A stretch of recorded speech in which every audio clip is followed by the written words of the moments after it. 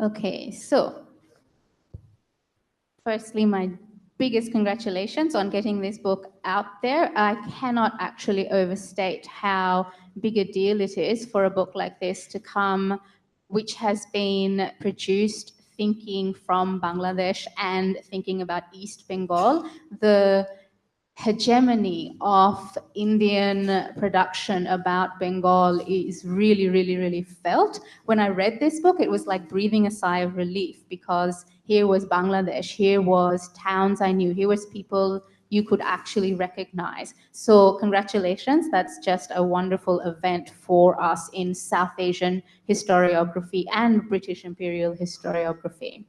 Okay, so what I understood your project to be was to it takes from Sven Beckert's focus on the power and agency of empires in the field of global history. And you say Sven Beckert gives us this wonderful concept of the global countryside, and you give us eyes to be able to see Bengal in the context of part of the global countryside. So Bengal and jute become part of a larger history of peanuts and Senegal and various other commodities that completely shape global countrysides everywhere.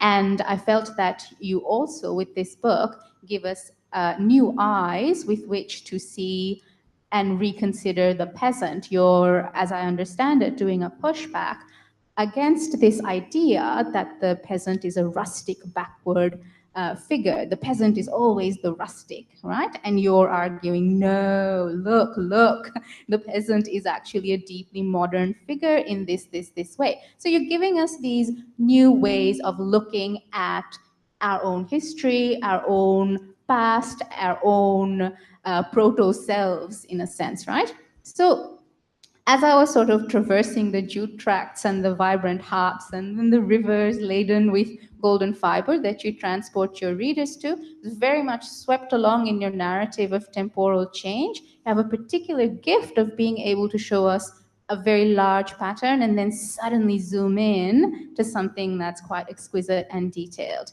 But as I was going along with this, I increasingly got very, very, very uncomfortable with some of the limitations of the ways of seeing that you were inducting your audience into.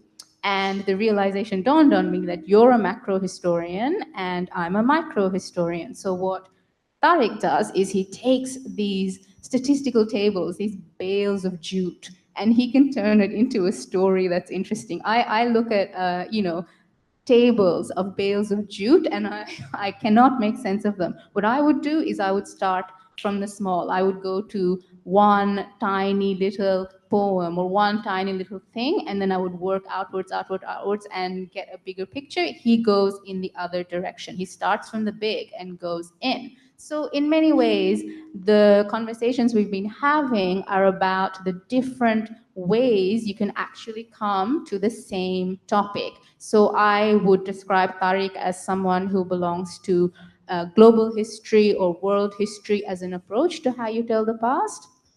And I would describe myself as someone who belongs to what's called history from below. Okay, so it starts as history of colonized peoples in the Caribbean uprising, and then it's the history of workers, and then it's the history of women, it's the history of people who are usually left out of historical narratives. So from history from below, of course, the peasant is a very, very, very important character, someone who you really want to think about. And also for Tariq's project, the peasant is a character that's very important. So I hope that that prefaces what I'm about to say next. Okay, so very much my favorite part of the book was your chapter on consumption, on peasant consumption. These brilliant little insights on how particularly the German mirror that the little peasant boy takes home, and the mob tries to take it away from him, but he wins and he takes it home. So part of your story of claiming that peasants are modern is very much that consumption makes them modern. Consumption is something through which they become modern. What I wanted to ask of you is, how is this kind of buying any different to buying under other systems? Of course, at this time, they are all under British common law. So it's property relations under British common law as we understand it.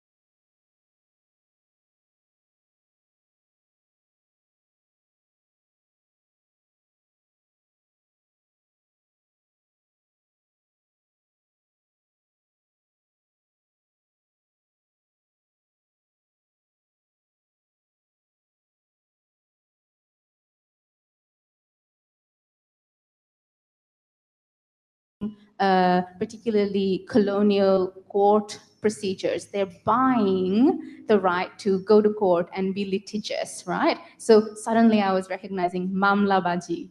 That word mamlabaji is coming from this particular thing that he's describing. There's lots of people going to court all the time because you didn't actually look at whether or not these people's grandfathers or great grandfathers actually left a trace in South Asian legal systems, I was kind of unconvinced that actually they were any more mamlabaji than in the generations that preceded.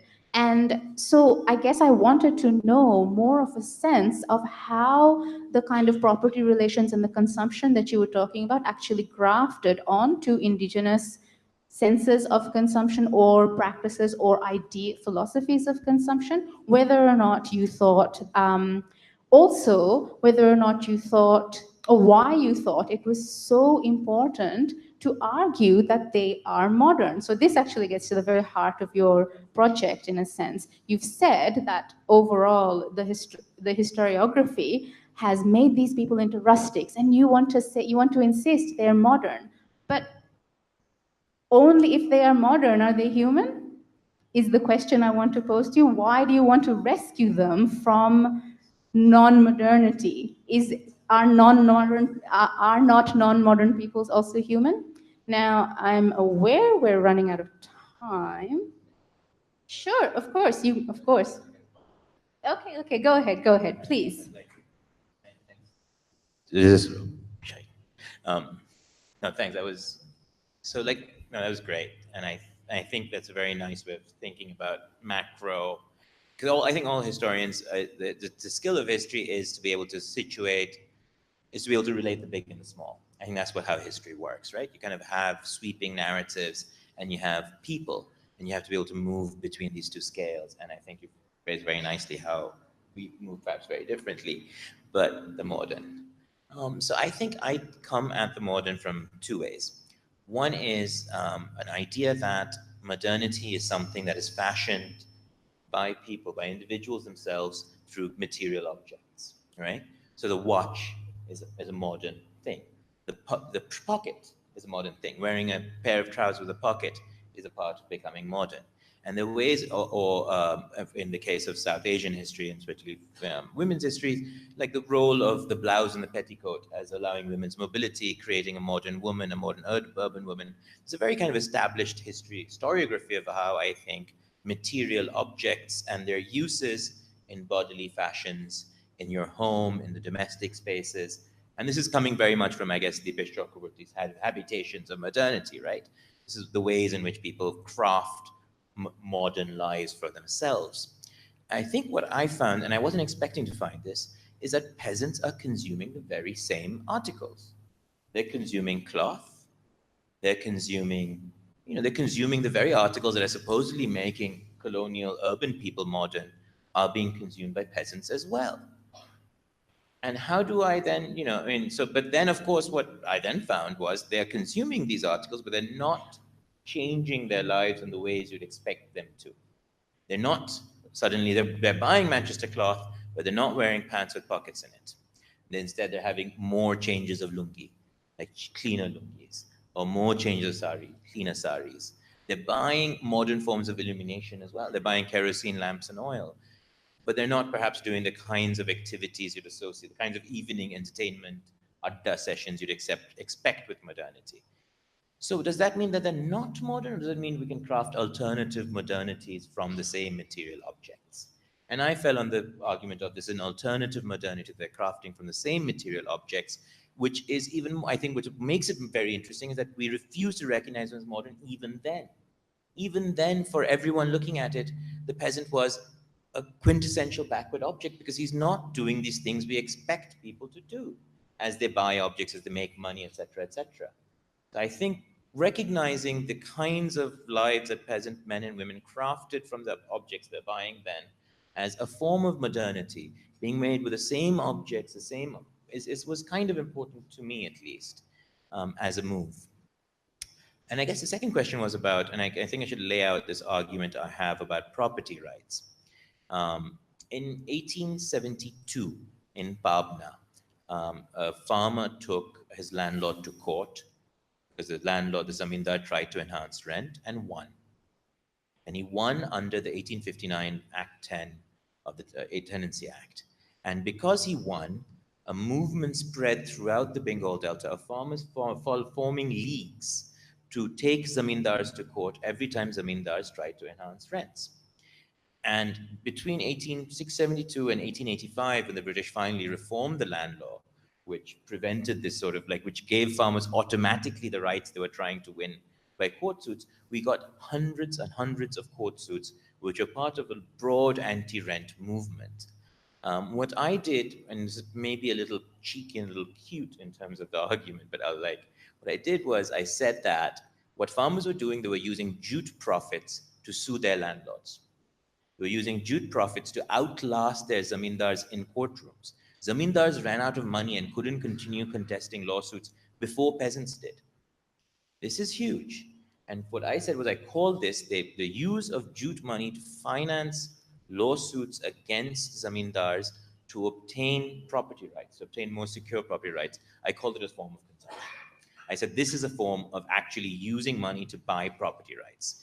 And I strengthened my argument, I thought, by saying, one of the things the British did was they moved the local place they used to adjudicate rent suits in the revenue office.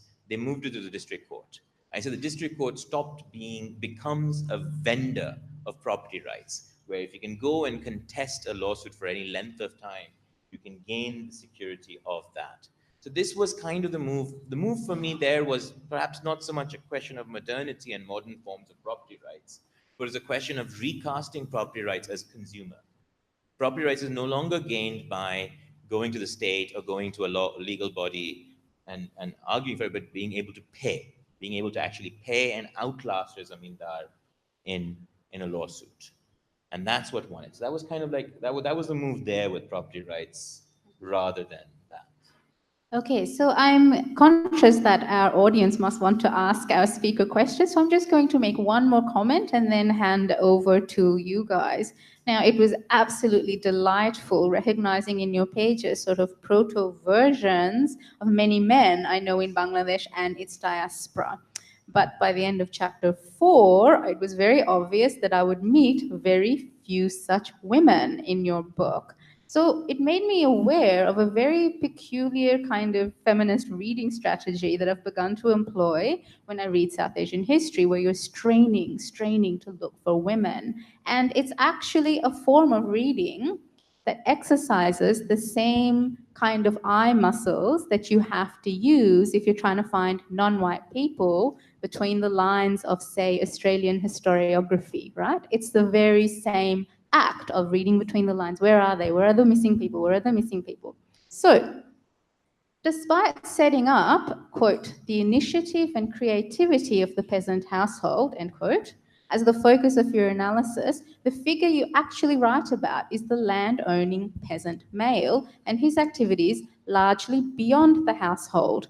Now, while he might be headed home with goods during good times, and he purchases global products in the marketplace or is litigating in the courtroom, you never actually follow him into the home. Women appear every now and again in your chapters as household labor who risk hunger at difficult times, and they die in great numbers at the time of the Bengal famine, as you write. Now, if you are going to write a history of men from peasant households, why not explicitly declare it and theorize it? Otherwise, you risk reinventing strategies of not seeing women that collapse the household into the male for yet another generation of audiences. So, as I said, I was excited about the kind of eyes you're giving us to see with. These were the parts of the eyes I was like, oh, what's he doing? Why is he doing this? So let me reiterate that in no way am I saying that there shouldn't be histories of male landowning peasants or their creative fashioning of modern masculinities, but I propose to you that a new generation of historians like you, who clearly have a commitment to futures of gender equality, cannot continue to write histories of men only without interrogating the role that history writing has in continuing to perpetuate these ways of seeing. I agree. Guilty as charged. Um, no, but I think no, but let me. I mean, I'll like. I mean, I'm not going. I'm going to say the paths not taken in the book where I wish I could go back and rewrite and take those paths is exactly, I think, what you're saying about making this more explicitly a book about the making of a peasant masculinity. And there were several openings for me to do so. I think one of them was the agrarian Islamic poems, where you do get very explicit ideas of what it means to be the patriarch. They are written to the male, and they're very kind of, and then they're very, you get very explicit ideas of why women need to be controlled. Because if women aren't, I mean, like, I mean, I don't remember them perfectly, but one of the long poems is a story of two brothers who fall out because their two wives fight about who got the larger share of meat. And in that story, in this poem, we get both a critique of why are they buying meat and not raising their own chickens, and why are they buying meat for their women? They should be buying meat and telling their women to cook it. So like there's this sort of there's this poems are shot through with patriarchal control, and I mean, and I don't take that to the next place, right? I just point it out and say these discussions of patriarchal control keep coming back to the marketplace. They keep coming back to ways of reducing.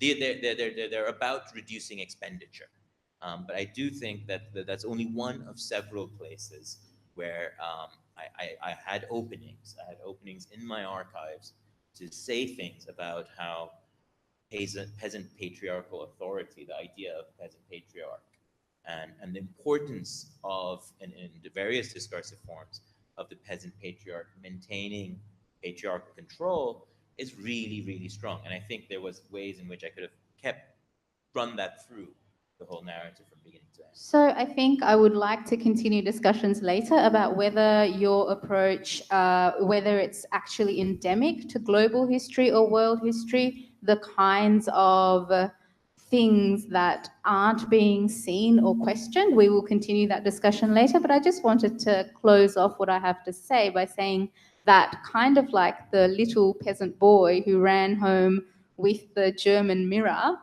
and learned how to see himself and see the world perhaps in new ways. I felt a little bit like that about your book. I took it home. I came back to Bangladesh at a time when I was reading it. So it was a very, very, very it was a re-entry text. I was reading a Bangladeshi history book and really, really, really starting to understand the historical consciousness of the place. So I thank you very much for giving us new eyes with which we can start considering the past and hopefully also the future. And with that, I'll open up for questions from the floor.